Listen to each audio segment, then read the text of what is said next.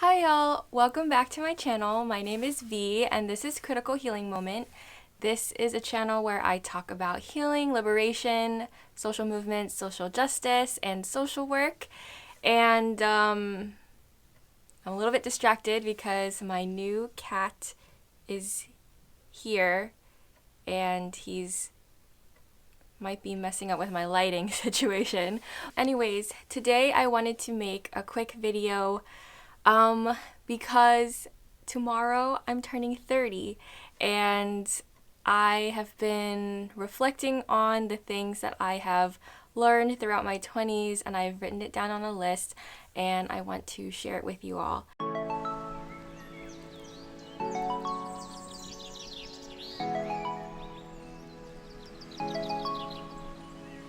But before we get started, I do want to send a shout out to all of the people who have supported me on my Ko-fi page lately. I'm actually so surprised because I don't think I've posted a video since like April or May, and I'm really grateful for folks who are donating to my page. The money that I'm using goes into a fund that pays for basically my video editing software and keeping my website up. Go visit those things in the link, I'll put it on the screen, whatever. But I just wanted to take some time to thank my recent supporters. So we have Mia, Emmy, LB, Aviva, and Kai. I think that's it. I'm so not used to, using the platform Ko-fi, and I'm still, getting into this whole like quote unquote content creator influencer thing, but I do really appreciate people who have been supporting my channel even though I haven't been updating videos, especially people who are using the videos that I make to share to other social work students. I am personally just a student myself, so do not take me as any source of expertise or anything. I'm really just sharing my experiences and what I've learned so far from not just reading and classes, but from my actual experiences, which is what I really want to share today. Today I made a list about 10 things I learned in my 20s about working towards liberation. Obviously, we are not liberated yet, but these are just some of the things that I've learned in the decade that I've been involved in activism and organizing and leadership and bringing people together. So just to give a little bit of context, I don't think I've really been able to share on my channel all of the experiences that I've had, and I think I really underestimate them, and it's something that I've been thinking about lately since I'm in school and I'm taking coursework that revolved around social movements. And it's really given me an opportunity to take stock of the things that I have been a part of, even though I feel like sometimes me being involved in them hasn't really made any sort of change in the world. I think I'm underestimating myself because clearly people watch my videos and think that I have something important to say and it's resonating with folks. So yeah, I just want to give a little bit of context. So I started getting involved in sort of like activism and organizing work since I was pretty much 20 years old. I was just thinking back today, like, what were some of the first things that I was involved in? So I really got started in activism and organizing and student leadership on my college campus after attending a conference for students. And I'm going to keep things like kind of generic because I still value my privacy and I don't want people digging into who I am, even though you can probably figure it out. But I went to a conference that was revolved around bringing students together around social justice and identities and histories of people of color and things like that. And I was really just a participant. The leader of the club asked me if I wanted to go on this trip because I had attended some events on campus, and that was truly like inspiring because on my college campus things were pretty tame and mild in terms of student activism, but just being around other students from other colleges and like going to like workshops, and like I remember like spoken word was such a thing that I was like exposed to there. I did do some spoken word back in the day, that like really piqued my interest in social justice and social justice concepts, and that's really where it all started. Then I came back to campus, and because I was involved in this club, I once like seniors started to graduate and things like that, I got more involved in the leadership, and eventually I was the president of the club my senior year. And I really worked to bring more like political education around issues about like culture, diversity, cultural appropriation, diversifying the Asian American experience, that type of thing on the college campus. And so I did a lot of sort of like education and programming type work, and now my cat is under my camera, my tripod, and I hope he doesn't push anything around. And it was really within the institution of the university that I was like kind of doing these things, learning a lot of leadership skills and learning how to develop leaders and support other students, and kind of create a community, but I will get more into that when I go through my list. And then I was remembering what was the first direct action that I've been a part of. The first direct action I was a part of was, I guess it was 2015, during the Ferguson uprisings. I was contacted by Black students at my school who were in leadership in the Black student clubs, and they asked me, since I had, I guess, demonstrated that I was like an ally or in solidarity in sort of my works and actions and whatever, and like knowing my peers and things like that, and they asked me to be a part of a die-in. So we did a die-in in the student center, and I was just like in this group text, and they're just like, come here at this time. Like, I think we printed out like signs or something, and like pretty much we were just like there in like having lunch basically at the student center. And then like once we got the like go ahead in the group chat, they're just like, okay, we're going to all like do a die-in. And a die-in is like basically when people in a collective action just like lay down on the ground for a certain period of time to raise awareness about an issue that's happening. And in this case, it was like police brutality and like the extrajudicial, you know what I mean, killings of Black and brown men and boys. And I think now, you know, we know that it happens to people of color of all genders. So, yeah, that was like about the first direct action that I was a part of, and I really like, these memories are unlocking as we speak, because I have been a part of so many things since then that I kind of like forgotten about my beginnings, and so I think this is a great opportunity to reflect back on that.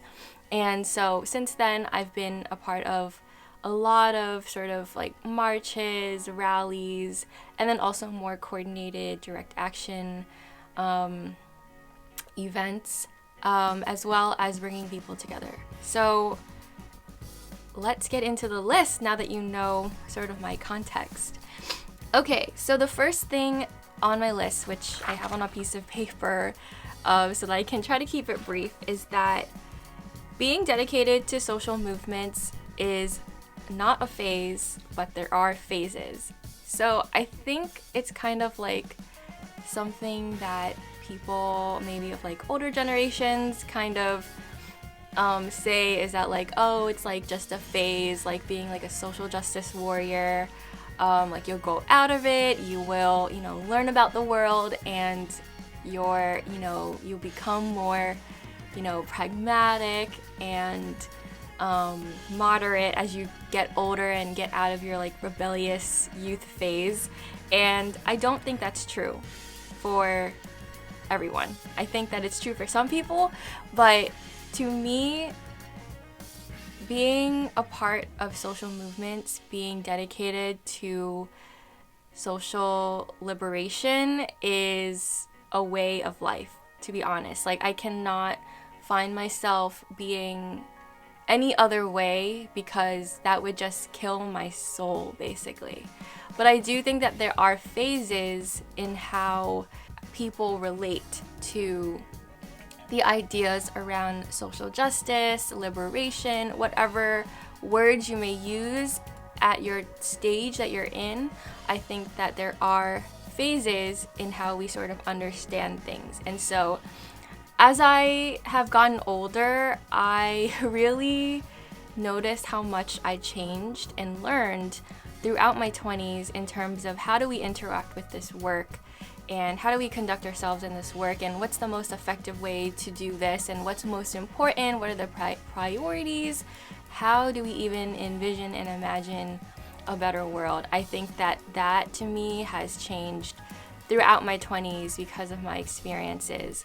And I look back and I can see the younger generation kind of do things the way that I used to do, or think about things the way that I used to think about things. And I honestly don't agree with them, even though we're kind of like on the same side. That's just my cat rearranging and sitting in his little spot. Okay, go to sleep, please. Yeah, so I can kind of empathize, but I wouldn't do it that way anymore. When I was in my 20s, I thought that the way that I thought was like the right way, and I was going to believe that forever, and that like I had so much conviction over my point of view. But that changed because I thought that I would never change and I would always believe what I would believe. But that has definitely changed throughout the years. And it's going to be basically reflected in the rest of this list. Okay, so number 2 is that there can be no social liberation without personal liberation. I really believe that maybe I should speak from the I. I really believe that my personal transformation, my sort of processes, and not just like therapy, but also just like self-work, self-reflection, learning about like my own history, how history has impacted me, how I move about in the world, how I've been socialized, learning about that, and then unlearning it, and then trying to rediscover who I am is really integral in terms of how I think about social liberation. I think that society really puts people in boxes, and that those boxes are not who we actually are. And even when we try to push back against the box, us doing that is still not who we are, because we're just rebelling against something that was imposed on us instead of acting from our true character and true nature. So I think a lot of that personal liberation is figuring out who that person is. And I think that when we do that, I think that people are more similar than we are different. I think that everyone has really basic needs that they would like to have acknowledged and experience in the world. And some people deny that they need those things. Like, for example, like denying that you need to be taken care of, or needing, to be able to express your emotions, because like you're not a very emotional person. I think that really unlearning these things that are just such basic human qualities is part of personal liberation, and ultimately being personally liberated allows you to be more authentically engaged with other people and be able to build a new world with them. Number 3, activism is not organizing. To me, it's a pretty easy explanation, but I think that for other people, it's not as clear cut. But to me, activism is just being a singular person who does things that kind of push back against, whatever you want to change. So it could be an individual thing, like you could individually decide to boycott certain brands, or you could individually like send a letter to your representatives and things like that.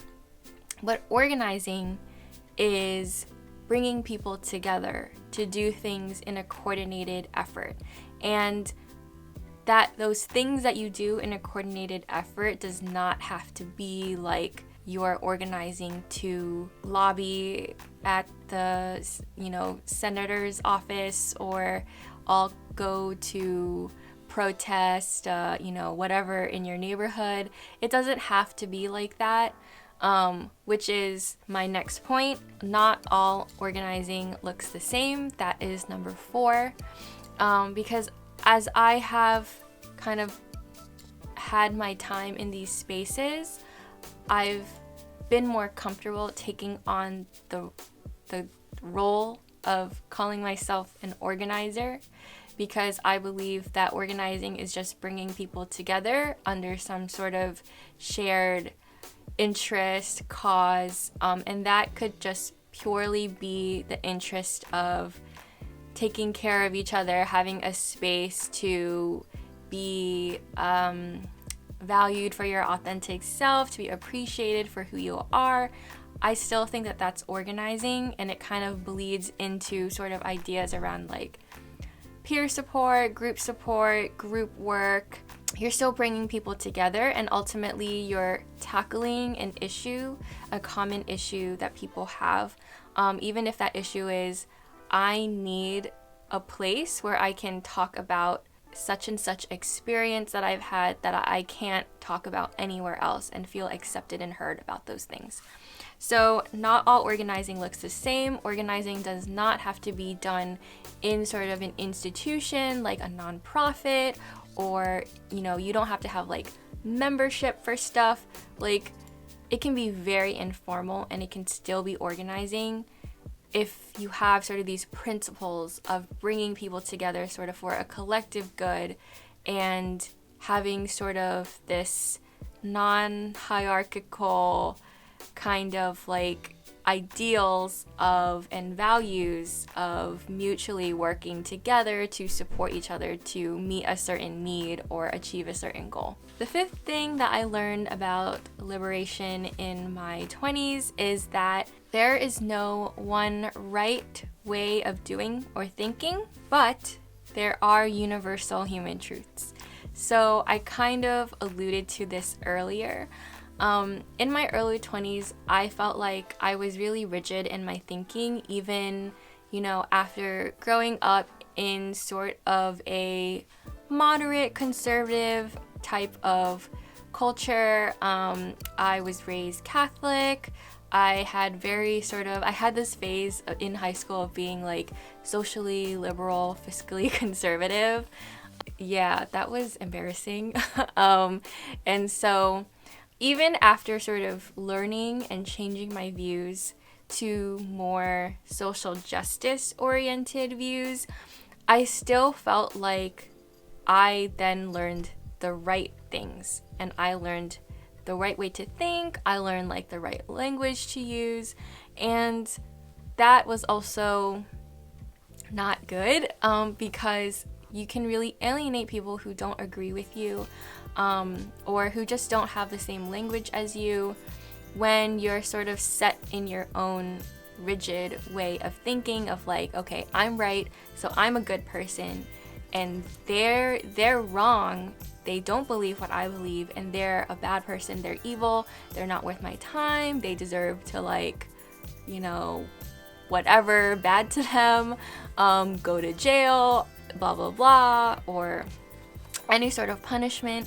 I think that is not consistent with the ideas of liberation. And it took a long time for me to really notice that and learn that about myself, and it's still something that I'm constantly working on. That initial judgment of, okay, when someone does something that I don't agree with, I have this initial judgment, and I have to take a step back and it might be like finding more information, asking more questions to really understand where they're coming from and have more compassion for that perspective.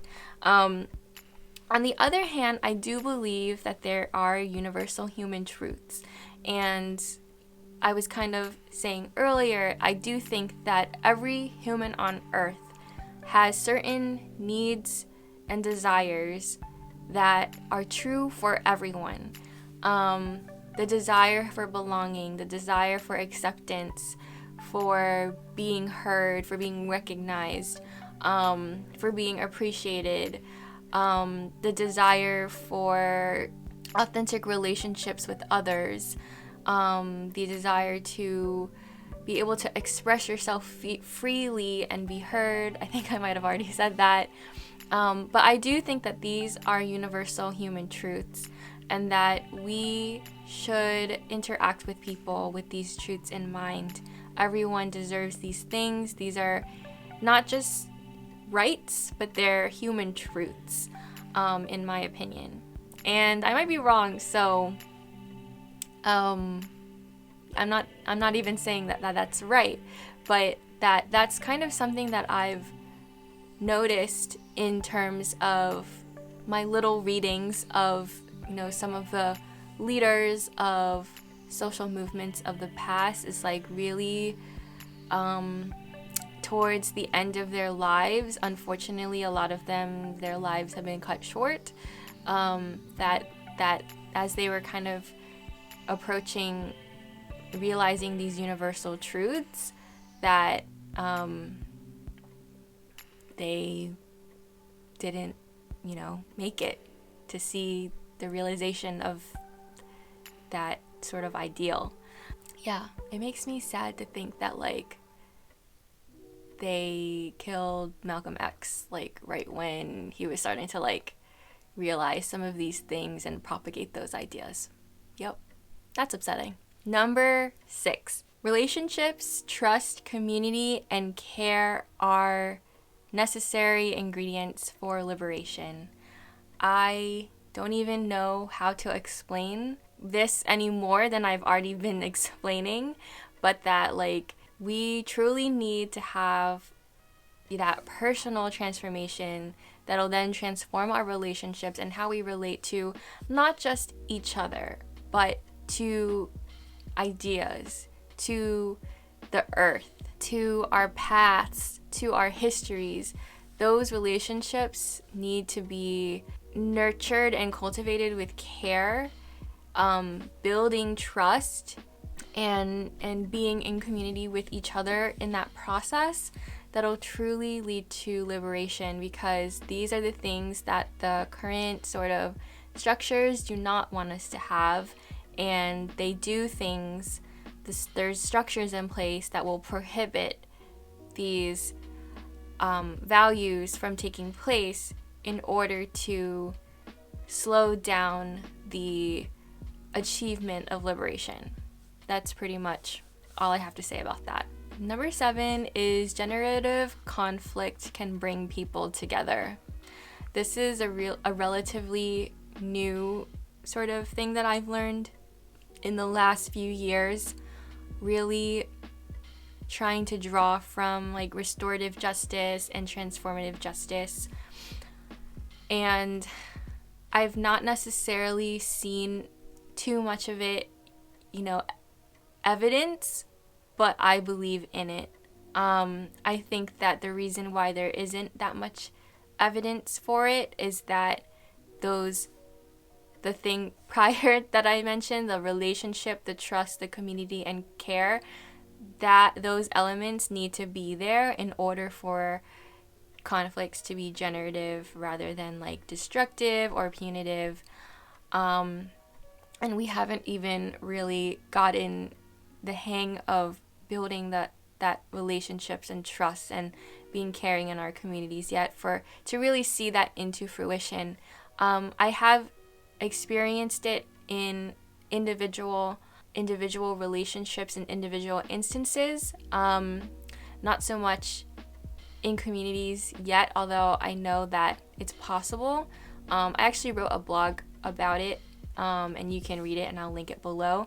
And I think that you're going to encounter conflict and disagreements in how we achieve liberation, that we need to be able to handle those things, so that we can work more effectively with each other, and that there's inevitably going to be hurt and harm caused in the world, just by, human nature. I'm not saying like humans want to hurt each other, but that there's misunderstandings. People have different perspectives. People have traumas that certain events and incidences can trigger, and that being able to navigate those with care all around, from like all sources of support, is going to be able to transform conflicts,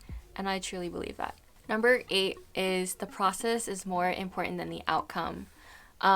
This really draws from sort of ideas around group work, I guess is what you would call it in social work. The idea that when you bring a group of people together to meet a certain need, whether it's going to be a support group for a shared challenge that they're going through, or whether it is to, achieve a goal for a campaign, the process is more important than the outcome.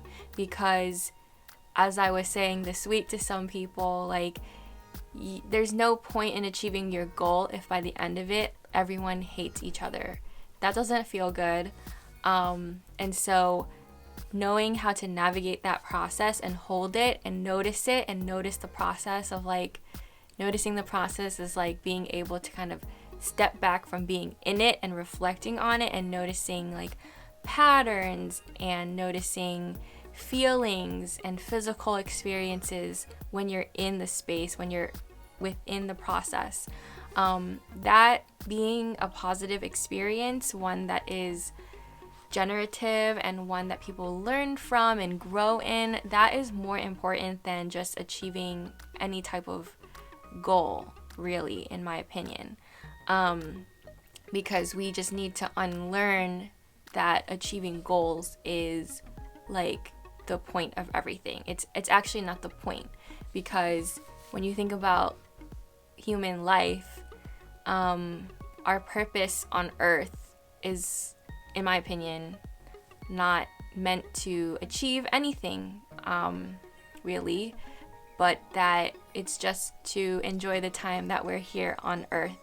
I think that kind of having that as sort of your intention in any type of experience, just having fun in it and having a pleasurable experience, growing from it, learning from it, rather than having to achieve something from it,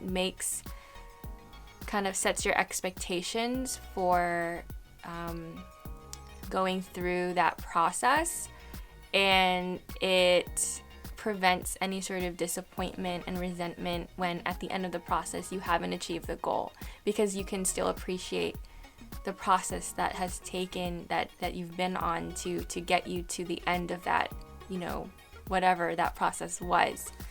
Okay, relatedly, number 9, rest and resisting urgency is important for sustainability. So kind of how I started off this whole list is sort of framing like, this is sort of my, way of being.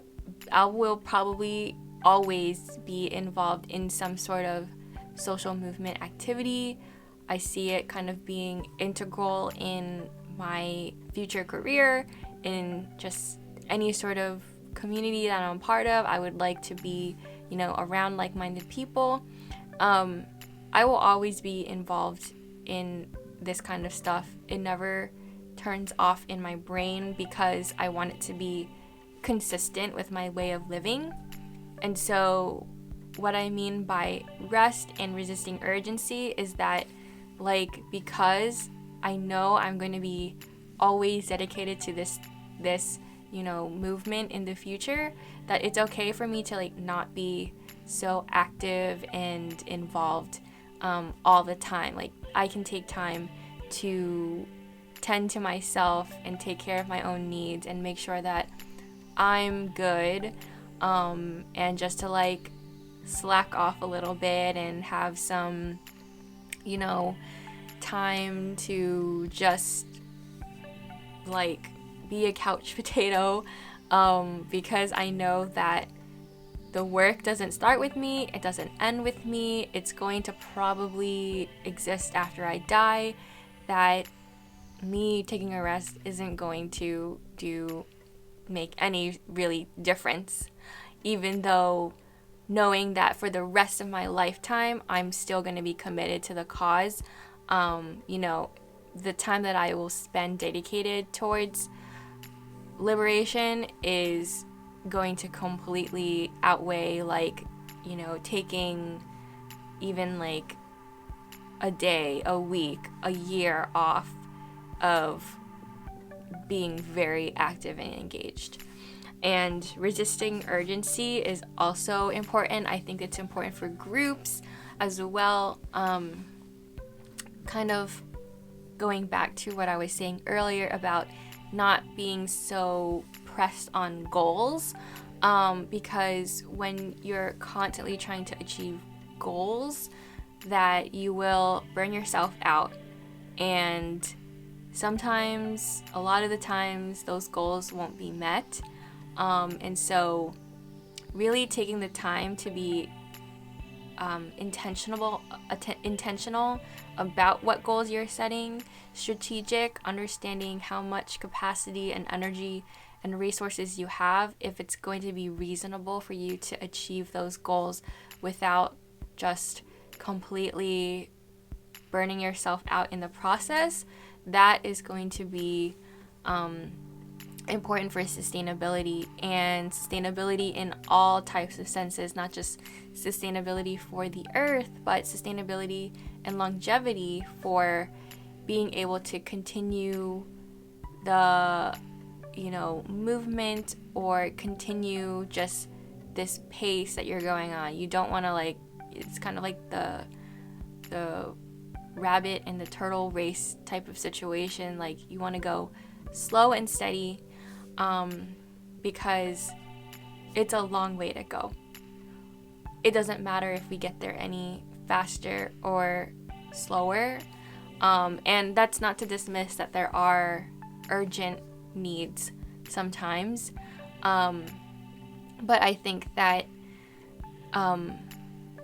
there will always be people who are active and people who are not active. Like, you don't personally have to feel like, oh, I have to do this right now and take on all that responsibility. Like, there's always going to be someone else who will take up that mantle and move that forward, and you can rest.